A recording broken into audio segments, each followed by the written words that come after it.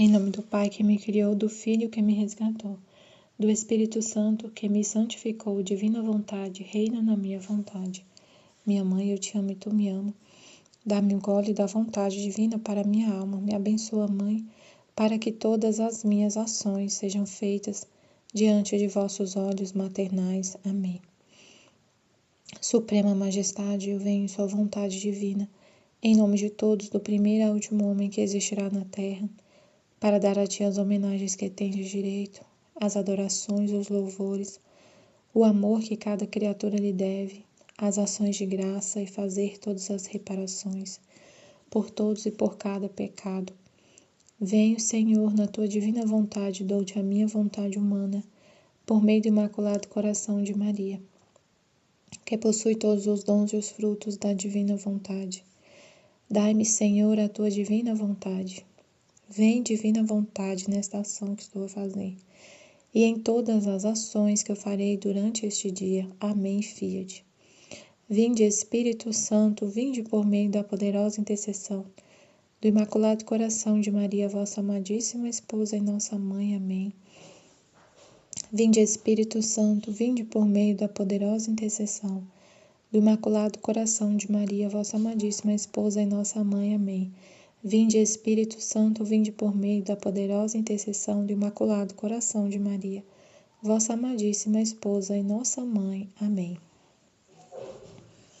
Livro do Céu, volume 12, 4 de outubro de 1917. As penas, o sangue de Jesus correm junto ao homem para curá-lo e salvá-lo. Esta manhã, meu sempre amável Jesus me transportou para fora de mim mesma. Ele estava em meus braços e seu rosto tão perto do meu que suavemente me beijava, como se não quisesse que eu o advertisse, que percebesse, né? Mas, tendo repetido seus beijos, não pude conter-me de lhe corresponder com meus beijos. Mas enquanto o beijava, veio-me o pensamento de beijar seus lábios santíssimos e tentar lamber as amarguras que continha. Pois quem sabe, talvez Jesus não queira me dar. Demorei mais em pensar que em fazê-lo. O beijei e me pus a chupar, mas não saía nada. Lhe roguei que derramasse em mim suas amarguras. E de novo e com mais força, chupei, mas nada. Meu Jesus parecia que sofria pelos esforços que lhe fazia. E tendo-me posto a chupar com mais força a terceira vez, sentia vir em mim um sopro amarguíssimo de Jesus. E vi através de sua garganta uma coisa dura que não podia sair. E impedia que as amarguras que ele continha saíssem para derramá-las em mim. E o meu aflito Jesus, quase chorando, disse-me. Então, ele não queria derramar as amarguras nela. Quando ele derrama as amarguras nela, é como se ele desabafasse com ela a justiça e poupasse as criaturas dos castigos. Ela é vítima, né? Então, ele derramando as amarguras nela, não derrama na humanidade a justiça. E aí Jesus falou. Então ela chupou, tentou, não saiu as amarguras dele. Aí ele falou, minha filha, censura-te. Não vês que obstáculo me colocou o homem com o pecado que me impede de tornar partícipe das minhas amarguras quem me ama? Então, ela falou, né? Tinha algo preso na garganta dele que não deixava as amarguras dele passar para ela. Então tinha um obstáculo. Então a gente tem que pensar de forma espiritual, né? Senhor, ajuda a gente a compreender de forma exatamente como o Senhor, como está acontecendo, né? A luz, ver a luz nesse trecho. O pecado do homem é um obstáculo para ele derramar essas amarguras na vítima. e a justiça cair sobre os homens que estão pecando e não sobre a vítima. Se a justiça cai sobre a vítima, os homens são poupados. Então a vítima, ela aplaca a justiça, ela toma sobre si os golpes da justiça e as criaturas que estão pecando são poupadas. Então, então ele fala, né? Não vês que obstáculo me colocou o homem com o pecado, que me impede de tornar partícipe das minhas amarguras quem me ama? Ah, você não se lembra quando eu disse antes, deixe-me fazer. Caso contrário, o homem chegará ao ponto de fazer tanto mal, de esgotar o mesmo mal, e não saber já que outro mal fazer?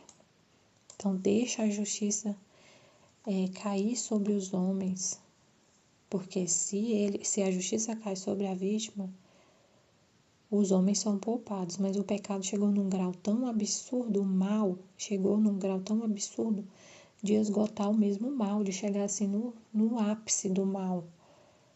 Então, chega no ápice do mal e se não acontecer os castigos, o ser humano chegará num ponto assim de não saber fazer, de não saber nem que mal mais fazer.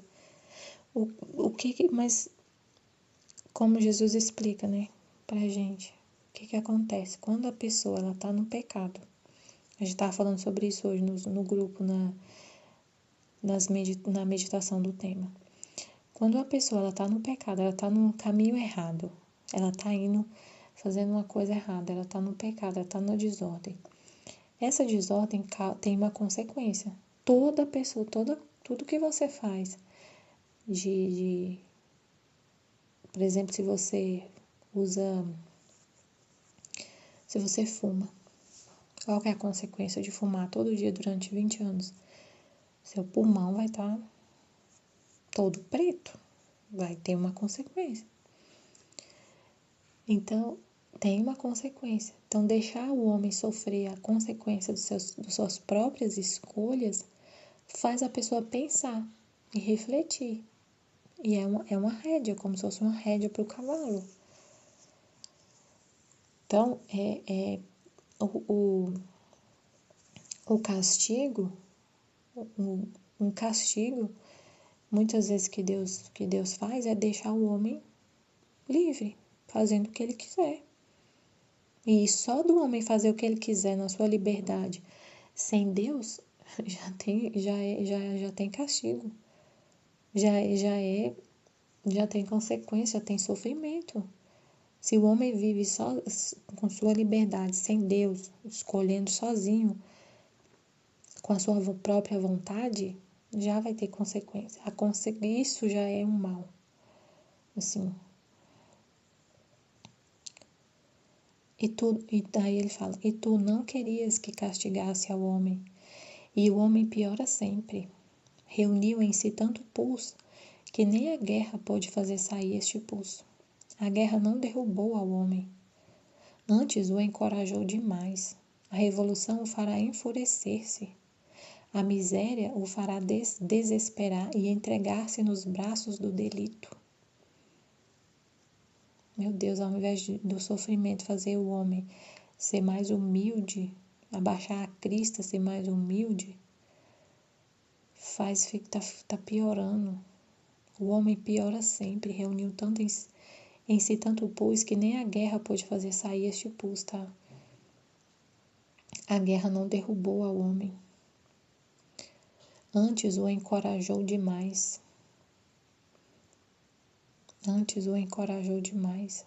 A revolução o fará enfurecer-se. A miséria o fará desesperar e entregar-se nos braços do delito. E tudo isso servirá para fazer de alguma maneira toda a podridão que contém o homem. E então minha bondade, não indiretamente por meio das criaturas, mas diretamente do céu punirá ao homem. E estes castigos serão como o benéfico orvalho que descerá do céu que abaterá ao homem.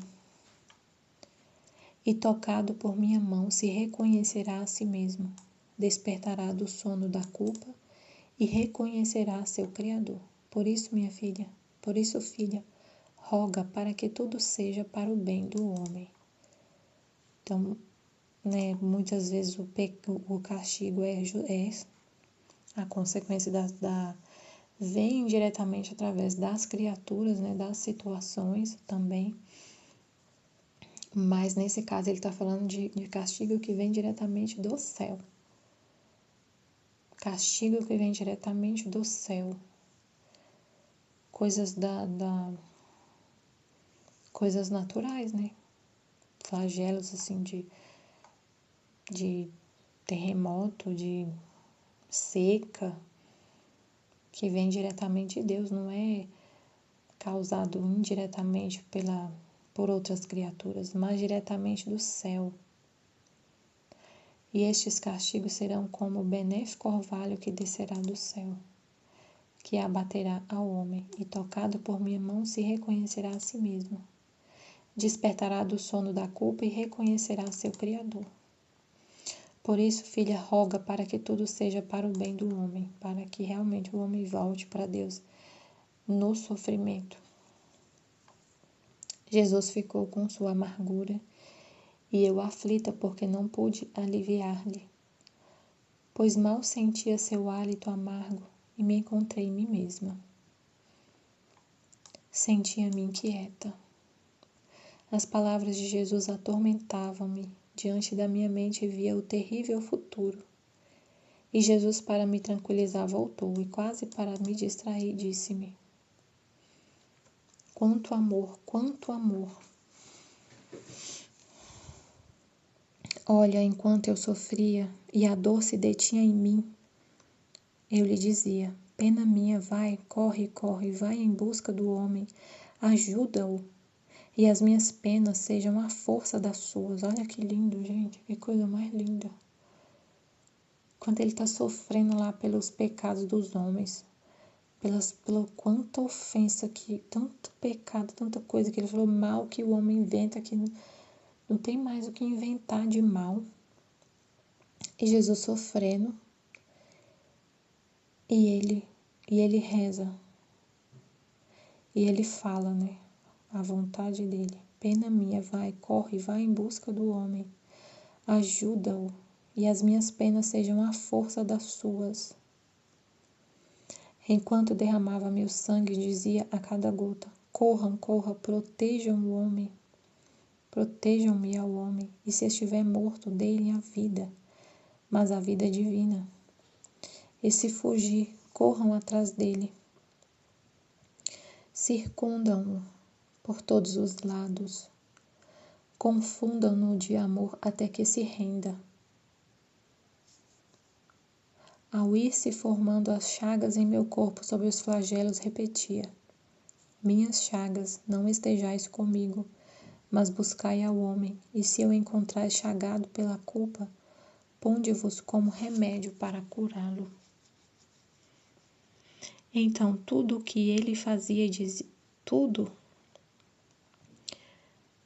o que eu fazia, o que ele fazia e dizia é Jesus. Tudo o que Jesus fazia e dizia, punham-o à volta do homem para o proteger.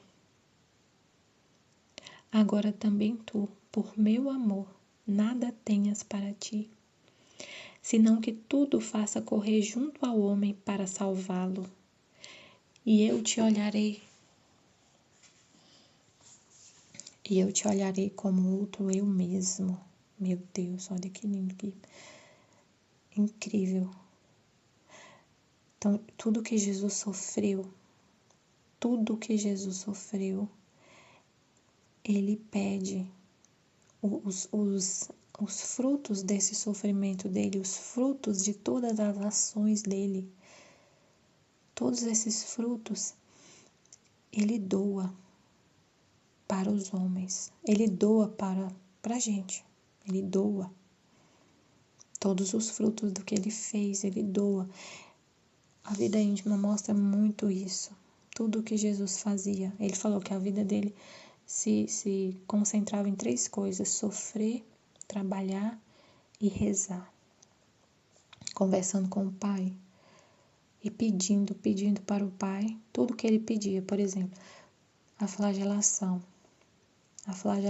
Aí ele conversava com o Pai enquanto estava sendo flagelado. E pedia que aquele sofrimento, todo aquele sofrimento que ele estava passando, para o Pai conceder graças, conceder luz, para que a gente não sei exatamente o que Jesus falou, né? Vou lembrar aqui de cabeça, assim, na vida íntima, mas se a gente pegar um trecho, a gente vai entender. Tudo que ele falava, tudo que ele sofria, ele pedia para o Pai em bens, para toda a humanidade. E tudo que ele sofria, tudo, porque ele é Deus, ele não precisa de nada. Ele pedia luz, ele pedia que a gente tivesse a luz para seguir ele, para imitar ele. E aí, ele está falando aqui para Luísa. Tudo que ele fazia e dizia, punha a volta do homem para o proteger. Tudo ele oferecia para o Pai e pedia bens e graça para o homem. Tudo, tudo, tudo.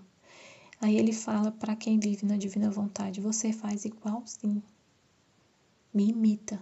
Então, tudo que você sofrer, não tenhas para ti. Não tenhas para ti o sofrimento que você está passando. Oferece para salvar o homem. Oferece os frutos do seu sofrimento. Você toma para você a vida de Jesus. Não só toma assim. Meu Deus, é muito grande, né? Porque assim.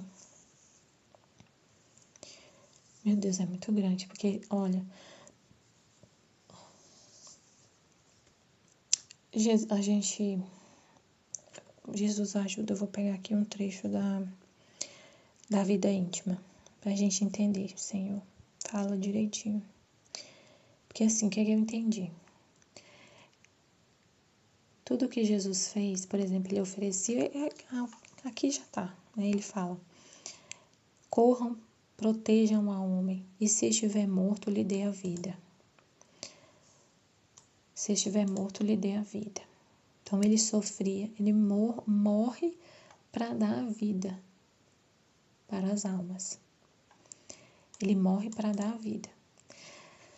A gente entra na divina vontade e recebe todos esses bens que Jesus pediu para o Pai, todos. Recebe todos os frutos da redenção. Quem vive na divina vontade recebe todos os frutos da redenção. Então recebe a vida divina. Olha o que ele falou aqui, ó. Corram, protejam-me ao homem, e se estiver morto, dele a vida, mas a vida divina, a vida de Deus na alma. Então a gente recebe todos os frutos do que Jesus fez, e receber tudo é receber a vida divina, que é Ele mesmo vivendo em nós. E se Ele está vivendo em nós, Ele vivendo em nós, então a gente, como se fosse assim, eu não preciso mais. Não é que eu não preciso mais de Deus, claro, mas eu já tenho tudo. Eu já tenho Ele. Eu já tenho tudo, eu já tenho Ele. Então aí você vive como outro Ele. E tudo que você sofre, não é mais pensando assim, Senhor, eu ofereço esse sofrimento para apagar minhas culpas. Não é mais assim. Se você vive na divina vontade, recebe todos os frutos da redenção, recebe a vida divina, você já tem a vida divina, você já tem tudo, Agora você vai doar. Agora você vai ser outro Jesus e doar. Doar e não ter mais nada para você, doar. Isso é o que ele quer, né? Essa é a vontade dele. Que aí na hora do sofrimento, na hora que você estiver sofrendo, sem ter, se você não vive na divina vontade, quem não vive é para tudo para a pessoa. Tudo que faz é pensando nela. recebe, é tudo pensando em bens, é salvação da própria alma, é pensando na sua própria santidade, no máximo de pessoas que você conhece, que você ama. Mas quem vive na vontade divina já tem tudo e doa, igualzinho Jesus. É outro ele. Olha o que ele falou. Então tudo o que eu fazia e dizia, punha à volta do homem para o proteger. Agora também tu, por meu amor, você já recebeu tudo. Por meu amor, nada tenhas para ti, senão que tudo faça correr junto ao homem para salvá-lo. Então, quando você estiver sofrendo, é tudo para a salvação das almas, para a glória de Deus e para a salvação das almas. Não é mais para você. Você está sofrendo, passando por alguma situação, aí você aceita o sofrimento. Mas não pensando assim, eu aceito esse sofrimento, Senhor, para expiar os meus pecados, para salvar a minha família, para a salvação da minha alma. Eu estou trabalhando, estou rezando, aí eu quero oferecer essa oração, Senhor, para a salvação da minha alma e da minha família, para a minha paróquia, sei lá o quê. Você coloca tudo, é tudo para todos. É uma santidade que você ama todos, é para todos, não é mais para você. Isso é outro Jesus. Senão que tudo faça correr junto ao homem para salvá-lo, e eu te olharei como outro eu mesmo, que também faz isso que ele fez, que ele faz. Coloca tudo à volta do homem para o proteger, para salvar o homem. É muito importante entender isso, que a gente não recebe todos os frutos, você entra na divina vontade, entra nesse plano divino, né, no que Deus pensou, vive o propósito para o qual você foi criado, que é para viver a vida divina. E aí você já tem tudo, você já tem tudo. E aí todo sofrimento, tudo que acontece é todas as suas penas, né? Ele está falando aqui de penas, vamos focar no que ele está falando. Ele está falando de penas. Então, todo o sofrimento dele, ó, ele falava, pena minha, vai, corre, vai em busca do homem, ajuda-o, e as minhas penas sejam a força das suas. Então, você passa por situações de sofrimento, e você aceita, vive aquele sofrimento para dar luz para as outras almas, para ser força. O sofrimento que você está passando, e é Deus que está em você, é Deus em você, corre para a força, é a força para outras almas. Enquanto derramava meu sangue, dizia a cada gota, corram, corram, protejam ao homem. E se estiver morto, deem-lhe a vida. Então, Jesus morrendo para dar vida.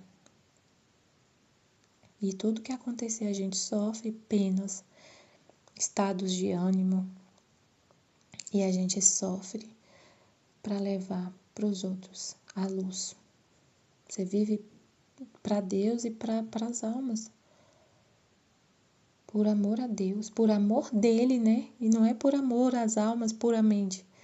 Não é por amor que você ama com amor assim, humano as almas. É por meu amor. Ele falou, por amor a mim, nada tenhas para ti. Por amor a mim, faça tudo correr junto ao homem para salvá-lo. Por amor a Deus. Você sofre para dar vida para os seus irmãos por amor a Deus, não por amor puramente a eles, com amor humano. E é tudo que a gente sofre. Deus permite vários tipos de sofrimento na alma, estados de ânimo, às vezes bate uma tristeza, assim, um desânimo de repente. E você passa por aquela situação e aceita. E depois Deus vai mostrar o propósito, vai mostrar que, né? Então, você aceita tudo.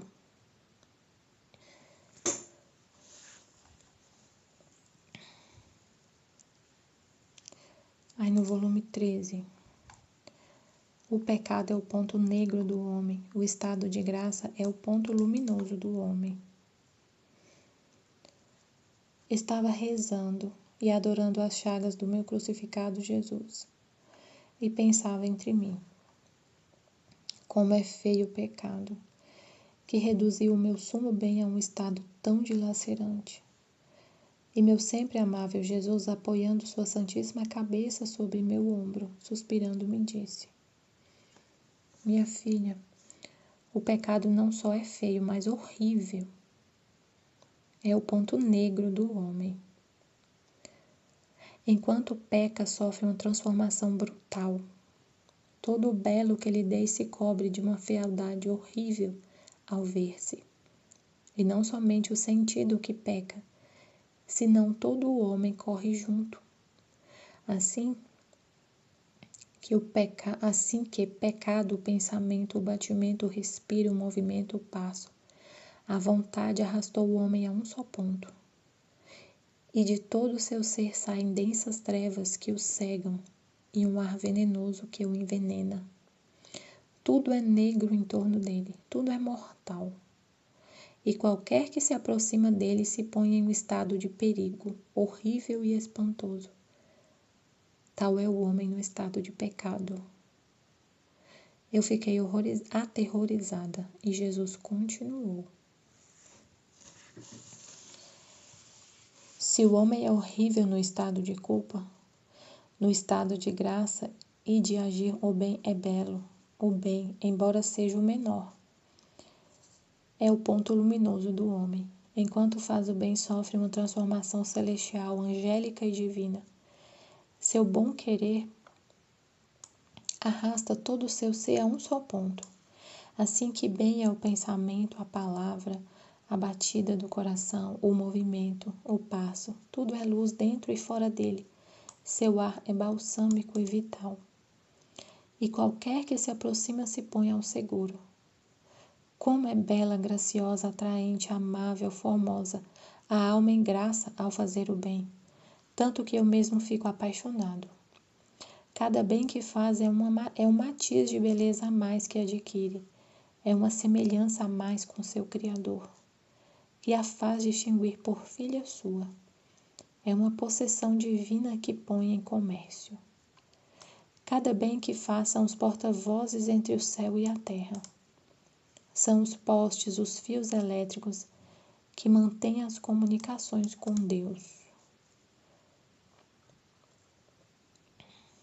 Então vamos lá. Então ela estava falando, como é feio o pecado, que reduziu o meu sumo bem a um estado tão dilacerante.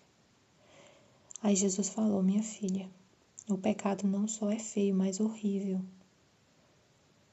É o ponto negro do homem. Enquanto peca, sofre uma transformação brutal. Enquanto peca, sofre uma transformação brutal. Todo o belo que lhe dei se cobre de uma fealdade horrível ao ver-se. E não somente o sentido que peca,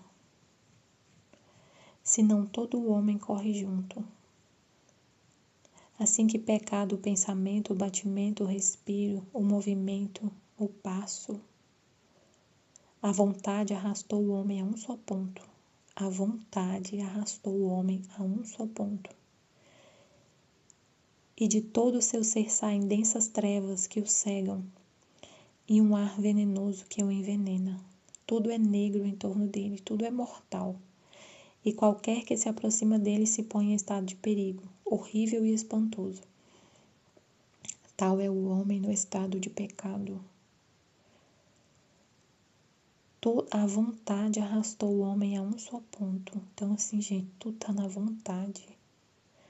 Não é só o sentido que peca, mas é a vontade arrastou o homem a um só ponto. Não é só o sentido que peca, é todo o homem peca.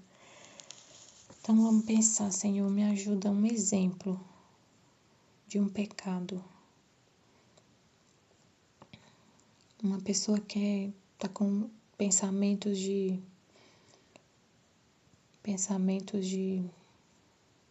morte, de assassinar outra pessoa. Então ela tem vontade, a vontade dela é matar. Nossa, meu Deus, é horrível. Senhor Jesus, só de falar dá um espanto. A pessoa que está com vontade de matar uma outra. Matar. Vontade de matar. Só essa palavra, essa frase, vontade de matar, já é assim uma coisa tão horrível.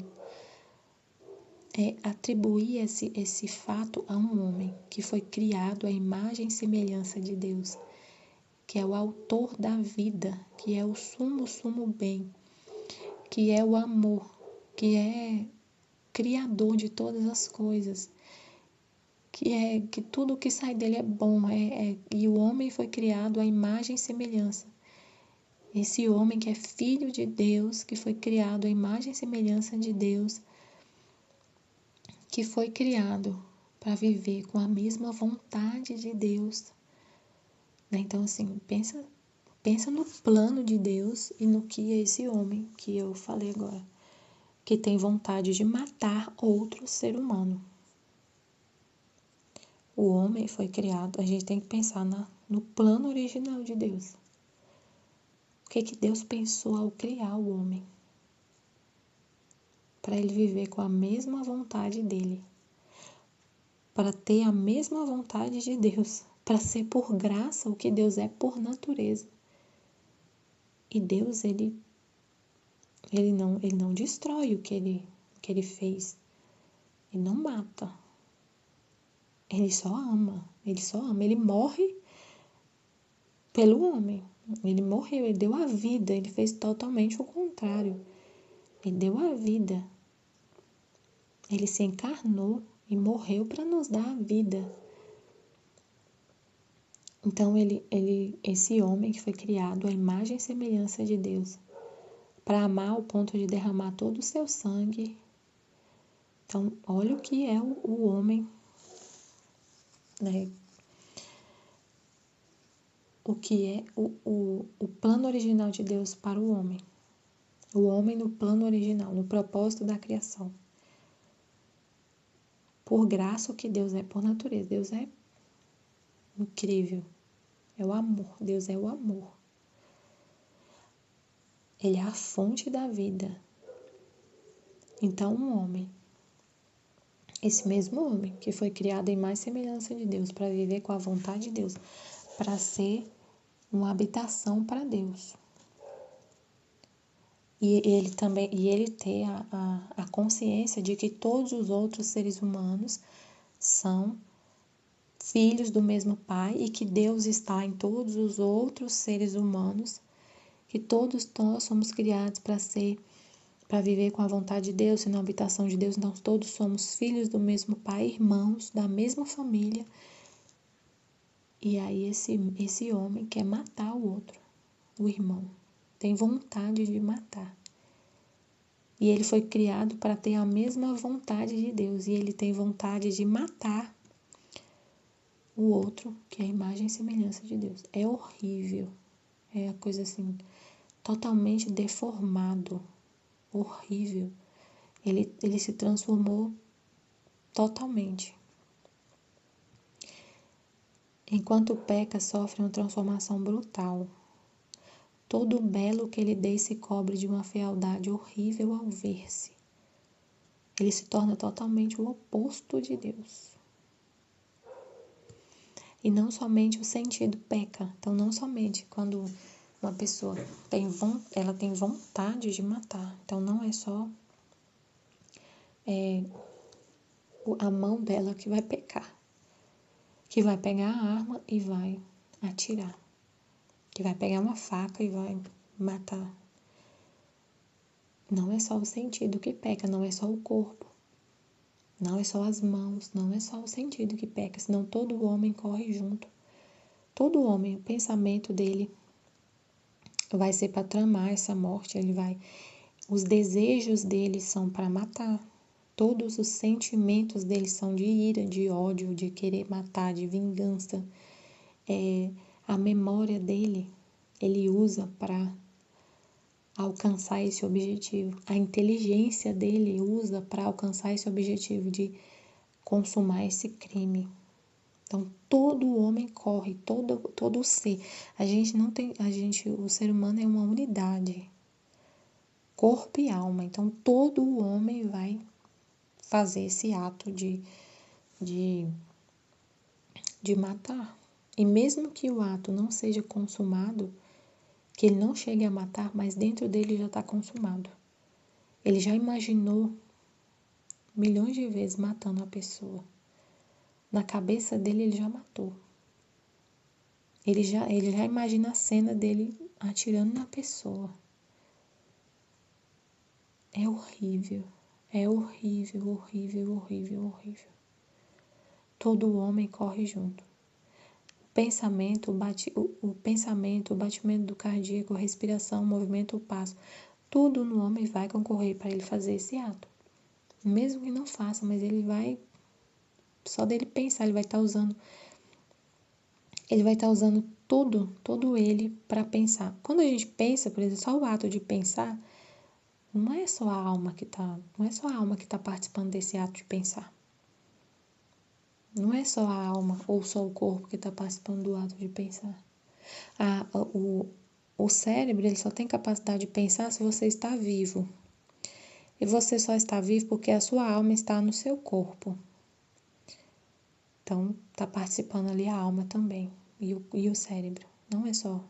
Não tem como separar. Você só está pensando, só acontece o pensamento no cérebro. O cérebro só consegue raciocinar se tem todo o corpo envolvido ali, o coração que está bombeando sangue, que está levando oxigênio para o cérebro. O cérebro só consegue pensar se ele está ativo, e ele só está ativo se os outros membros do corpo participar. Então, se você parar de respirar, por exemplo, tiver uma parada respiratória, não tem mais como pensar. Então, todo o corpo participa do pensamento. A gente é um conjunto. Então, quando acontece todos os atos que a gente faz, todo ato que o ser humano faz, todo ele participa, todo homem participa do ato. Da respiração do mulher é um conjunto, é uma coisa única, assim. E tudo está na vontade, né? Você faz o que você quer fazer. A vontade arrastou o homem. A vontade arrasta o homem a um só ponto.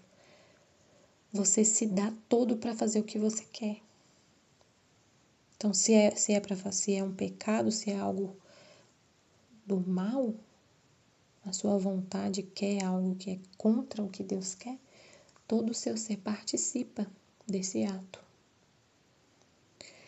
E de todo o seu ser saem densas trevas que o cegam e um ar venenoso que o envenena. Tudo é negro em torno dele. Tudo é mortal. E qualquer que se aproxima dele se põe em estado de perigo horrível e espantoso. Tal é o homem no estado de pecado. É horrível. Foi um exemplo, né, de pecado, mas todo pecado deixa a nossa alma horrível. Todo homem é horrível. Qualquer pecado. Aí ela falou, eu fiquei aterrorizada, e Jesus continuou. Aí ele vai falar do homem em estado de graça. Se o homem é horrível no estado de culpa, no estado de graça e de agir, o bem é belo. O bem, embora seja o menor,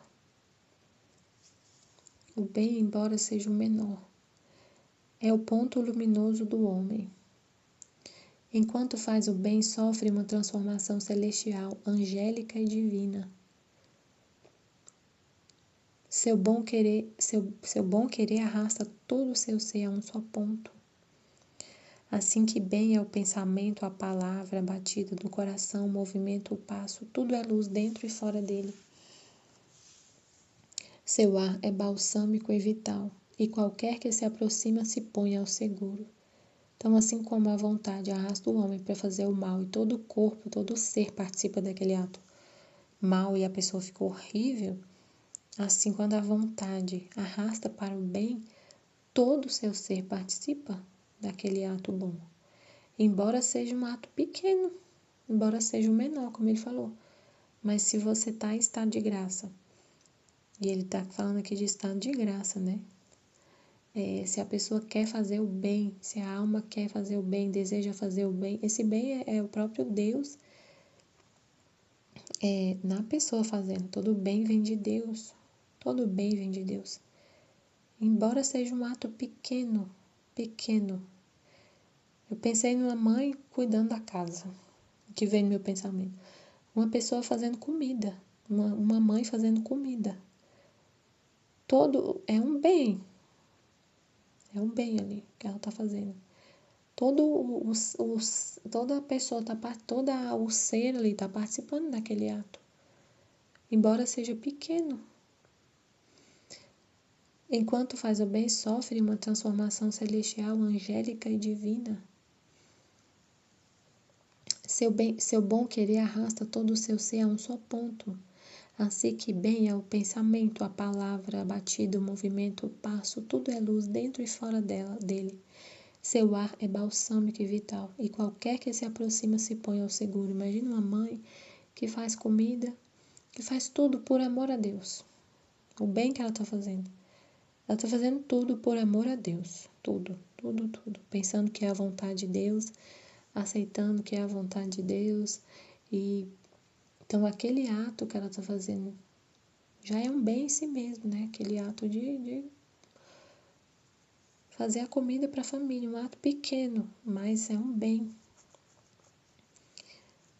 Seu bom querer arrasta todo o seu ser a um só ponto. Assim que bem é o pensamento.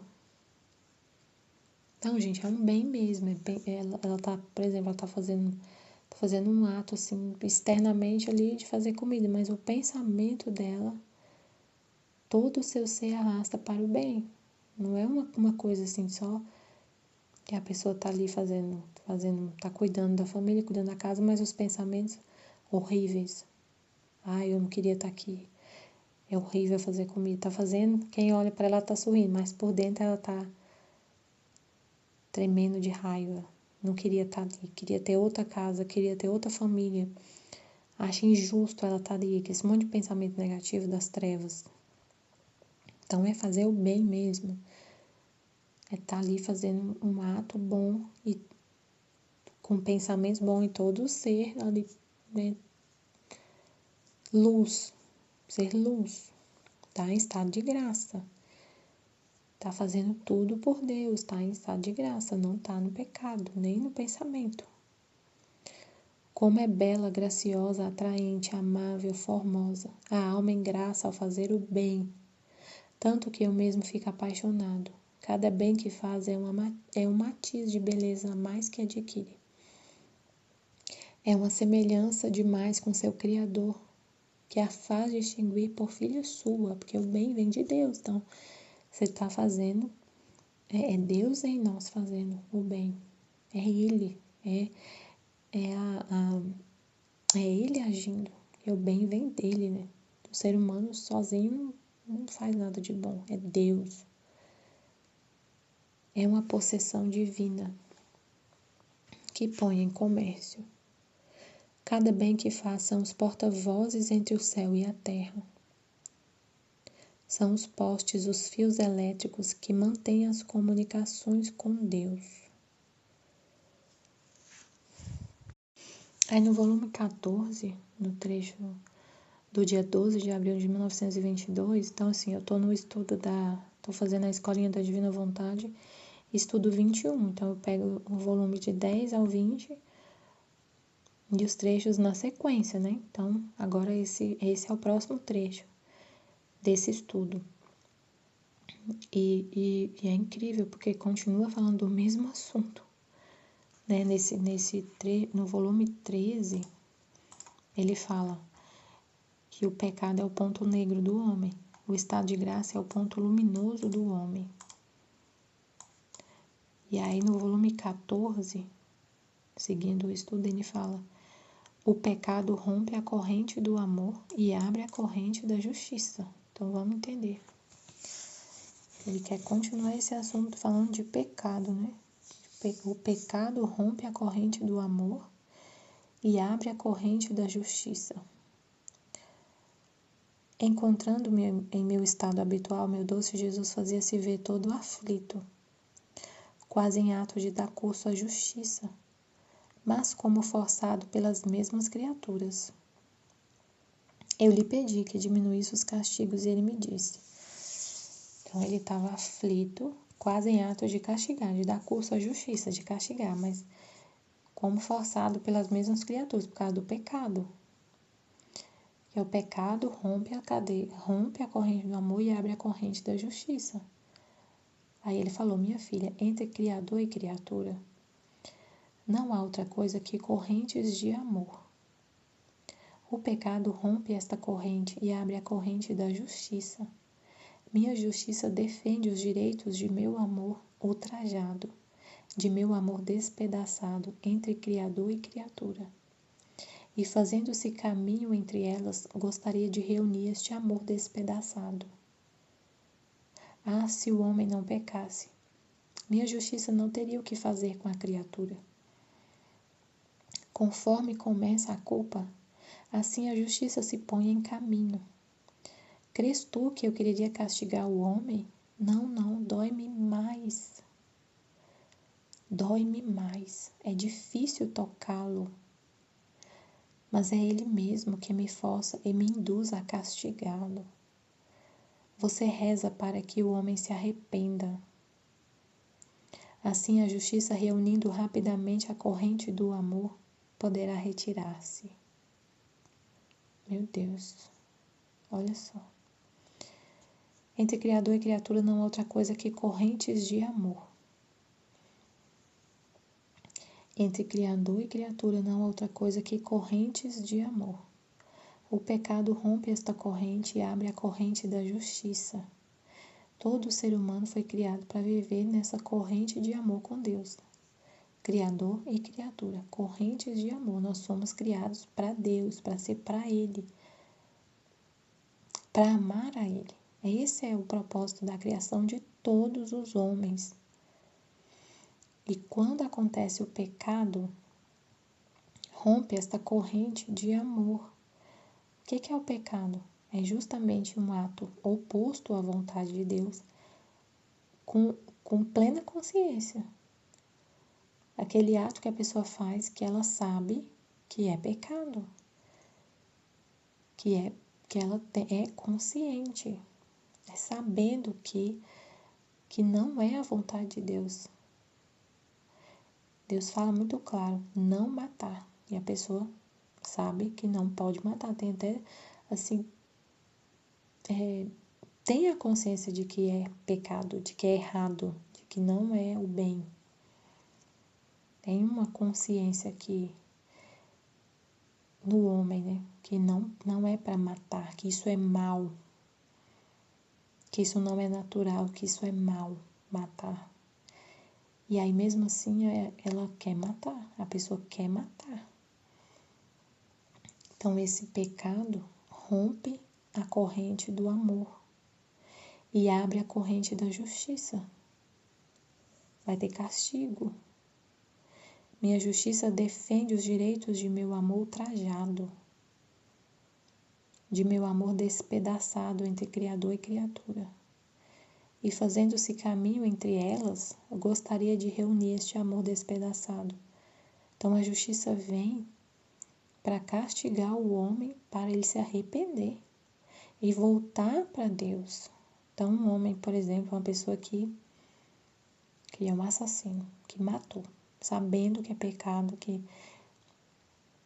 sabendo que é o mal. A pessoa sabe que não é o bem matar. E aí mata. Qual que é uma consequência que acontece? Ela vai para a cadeia, é presa e sofre muito na cadeia. E sofre muito. E tá presa, perde a liberdade. É a justiça que permitiu. E nesse momento que ela está sofrendo,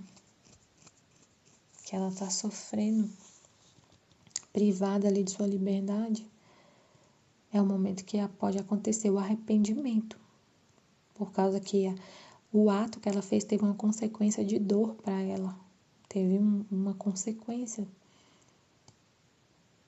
E aí essa consequência, justamente essa consequência do ato que ela fez, esse sofrimento que foi causado pelo ato que a pessoa fez, faz ela se arrepender e não querer mais matar ninguém. É para acontecer isso, né? Se a pessoa não for obstinada. Então a justiça sempre vem para poder acontecer um arrependimento. A justiça de Deus é amor. A justiça de Deus é para reatar esses laços, né? Para a pessoa se arrepender. O castigo vem para a gente voltar para o caminho certo. Quando a gente castiga o nosso filho, não é porque a gente gosta, é porque é necessário, porque o filho está desobedecendo, não está te obedecendo, aí você põe de castigo, conversa, põe de castigo, briga. É para a pessoa parar. Então é sempre amor. Se o homem não pecasse, minha justiça não teria o que fazer com a criatura. Conforme começa a culpa, assim a justiça se põe em caminho. Crês tu que eu quereria castigar o homem? Não, dói-me mais. É difícil tocá-lo, mas é ele mesmo que me força e me induz a castigá-lo. Se não tem pecado, a justiça não tem o que fazer com o ser humano. A justiça vem para reatar os direitos do amor, para fazer o ser humano se arrepender e voltar para esse propósito que é amar a Deus. Todo ser humano foi feito para amar a Deus. E não fazer isso, ir contra a vontade de Deus, com plena consciência, e fazer o contrário do que Deus quer, tem consequência. O salário do pecado é a morte. E essa morte é justamente para a gente não querer mais pecar e desobedecer a Deus. Entender que não é bom. E Deus não tem nenhum prazer em fazer isso. Que Ele diz, dói muito. A gente sabe, né? Porque com o nosso filho, por exemplo, quando você tem que castigar o filho, dói, a gente não tem prazer nenhum em fazer isso. Mas a gente faz porque é necessário. Dói-me mais, é difícil tocá-lo, mas é Ele mesmo que me força e me induz a castigá-lo. Você reza para que o homem se arrependa. Assim, a justiça, reunindo rapidamente a corrente do amor, poderá retirar-se. A justiça vem para reunir a corrente do amor, para fazer o homem retornar ao seu posto de amar a Deus. A justiça é para isso, gente. Se a gente entende isso, esse pensamento de Deus, né? O que é a justiça? O que a justiça vem fazer? Então você entende. O que a justiça faz? O que a justiça faz? Aí você guarda isso no coração, na sua alma, né? O que a justiça faz? A justiça de Deus. Que Deus permite de sofrimento na vida de todo mundo. Todo mundo. É para reatar as correntes do amor. O homem foi criado, criador e criatura. Não há outra coisa que correntes de amor. O pecado rompe a corrente do amor. Então a pessoa está em pecado e está sofrendo. Aí você pensa, então a justiça de Deus está reatando essas correntes do amor. É para isso. É para isso que Deus está permitindo o sofrimento na vida daquela pessoa. É para reatar as correntes do amor. É para reatar as correntes do amor. Uma pessoa que está em pecado, uma pessoa que está na desordem, na culpa, em pecado, e ela está sofrendo, a justiça está caindo nela. O que significa isso? Deus revelou o pensamento dele aqui no livro do céu. O pensamento dele está revelado aqui. O que significa a justiça? A justiça vem reunir os direitos do amor, vem reunir a corrente do amor. A pessoa está no pecado, está na culpa e está sofrendo, Deus está permitindo esse sofrimento para voltar às correntes do amor, para ela voltar para Ele, para ela se arrepender do pecado que ela está fazendo. Então, Deus não muda. Ah, mas se então é uma pessoa que não sofre, que não peca. É uma criança pequena que nunca pecou, ela não tem um pecado original, mas ela é batizada. É uma vítima. Aí vai ter outros trechos, outros momentos que Deus vai explicar sobre isso. Sobre as vítimas. Que equilibra. Né? Que equilibra. Então, tudo a gente tem que voltar no pensamento de Deus. E ficar no pensamento dele e entender exatamente tudo que ele está falando aqui. Ele está falando de pecado e justiça. Que o homem, então, entender direitinho o que ele falou aqui. E guardar no coração. Não esquecer nunca mais. Guardar isso no coração. O Criador e a criatura, as correntes de amor. O pecado rompe a corrente. E a justiça vem para reatar. O sofrimento é justamente, em muitas situações, a consequência do próprio pecado da pessoa. Se ela matou, por exemplo, e ela foi presa, é consequência do pecado dela. É consequência do ato que ela mesma fez na sua liberdade. Tem uma consequência. E essa consequência, esse remédio, essa consequência vem para fazer ela se arrepender e não querer mais matar ninguém. Então é isso. O pecado rompe a corrente do amor e abre a corrente da justiça. E aí, quando a pessoa se arrepende, a justiça, reunindo rapidamente a corrente do amor, poderá retirar-se e não mais castigar. Aí, nossa, meu Deus, eu tô impressionada, que aí o próximo volume, que é o 15, porque ele tá falando, né? O pecado rompe a corrente do amor. Todas as criaturas foram criadas para amar a Deus. Entre criador e criatura tem que ter correntes contínuas de amor. Entre o Criador e a criatura. Nós fomos criados para ser a habitação de Deus, para amar a Deus, todo mundo. O pecado rompe essas correntes do amor entre o Criador e a criatura. E tem um monte de criatura vivendo em pecado, com essas correntes quebradas. E a justiça derramando para poder reatar essas correntes, para poder fazer o homem se arrepender e viver nesse propósito de amar a Deus. Aí o próximo trecho, volume 15, olha o título. Por quantas vezes a alma entra no querer divino, tantos caminhos abre entre o Criador e as criaturas. Falou que os caminhos são quebrados, né? A corrente é quebrada.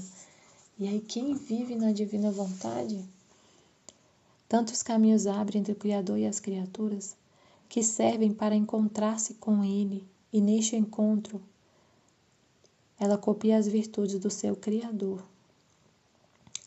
Absorve em si nova vida divina e tudo o que faz não é mais humano, senão divino. Tá falando também de abrir os caminhos. Vamos ver se é o mesmo assunto, né? Encontrando-me em um estado habitual, sentia-me atraída fora de mim mesma. Mas não via o céu azul nem o sol de nosso horizonte, senão outro céu, todo de ouro, adornado de estrelas de várias cores, brilhantíssimo mais que sol. Eu me sentia atraída para cima, e abrindo-se diante de mim este véu, encontrei-me ante uma luz puríssima, na qual, submergindo-me, chamei em minha inteligência todas as inteligências humanas, desde onde Adão havia começado, com subtrair-se da divina vontade, a romper a união de sua inteligência com a de seu Criador, até o último homem que existirá sobre a terra. E tratava de dar a meu Deus toda a honra, a glória, a submissão de todas as inteligências criadas. E assim fazia com todos os meus demais sentidos, chamando nos meus todos os das demais criaturas. Tudo isto sempre em seu amável querer. onde tudo se encontra, de onde nada escapa, apesar de no presente não existirem e onde tudo pode ser feito.